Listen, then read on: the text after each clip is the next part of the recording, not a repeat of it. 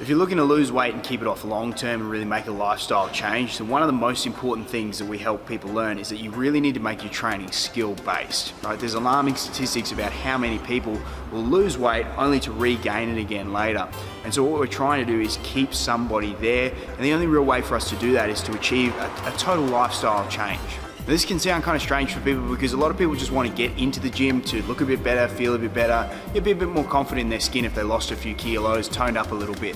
So trying to get someone to make their training skill-based may not be their kind of main goal or main objective at the beginning of their journey.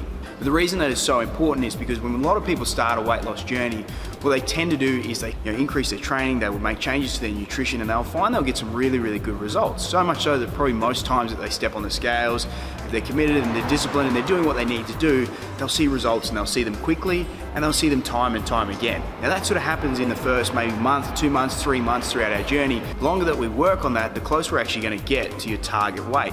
And so that it kind of leaves us with this problem that you're going to face natural plateaus along any weight loss journey. And once you do get to your target weight, then we sort of have the rest of our life to hopefully maintain it and keep it there. By then making our training skill-based, we give ourselves a chance to develop other areas of our fitness, not just weight loss. The skills they grow and they develop with us, and they're something that's enticing and exciting and something for us to always go back to, because our mobility can always get better. Our strength can always get better. We can always kind of pump up the numbers, achieve new things, right? New movements, new standards, and it's this kind of never-ending journey almost through health and fitness that keeps us kind of excited and inspired.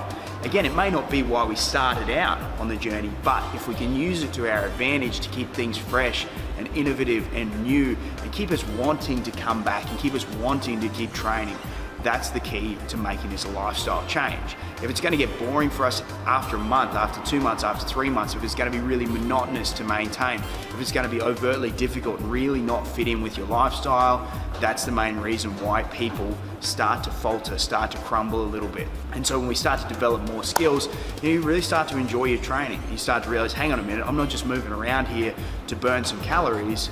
Every session I do, I get a little fitter. Every session I do, I get a bit stronger. I can see my weights go up in this movement. I know that I was struggling to get in this position, but now through doing the work, doing the repetitions, doing the mobility stuff, every session that you do, it gets a little bit easier, you get a little bit better at it. This is something that's really important, and we teach this to all of our clients, but I know it firsthand. Exercise has never necessarily come naturally. I know it kind of might sound weird hearing somebody who owns a gym say that, but for me, building that habit is something that's happened over time and something that I've been able to achieve and build into my lifestyle. But right now, what excites me about my training is the fact that I'll get better at my overhead press. I'll add maybe a few more kilos to my deadlift. If I do a bit more stretching, then I'll feel better the next day. I know that my lifestyle will be better, my interactions, I'll have more energy. And so there's all these other adjuncts that, yes, look, I still want to lose a bit more weight. Yes, I'd love to get a little bit more toned and all that kind of stuff. But when it comes to training and exciting myself to get myself here and keep on training consistently for the rest of my life, what I look towards is skills, not that little bit of weight that I would like to lose. And there have been times where I've been overtly focused on losing weight and getting it down, and it becomes this means to an end. You're really chasing that goal. You know that, look, 6 months from now, I'd love to lose 20 kilos, and that can be a great place for us to start and a great place for us to begin.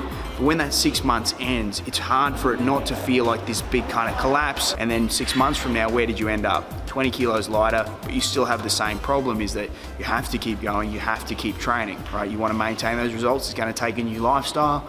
And so the point of today's video is that when you make your training skill-based, when you make it exciting for yourself, when you kind of get really invested in it, it becomes something that pays you back instead of feeling like it costs you all the time. So that's why if you want to lose weight and keep it off long term, you got to make your training skill-based.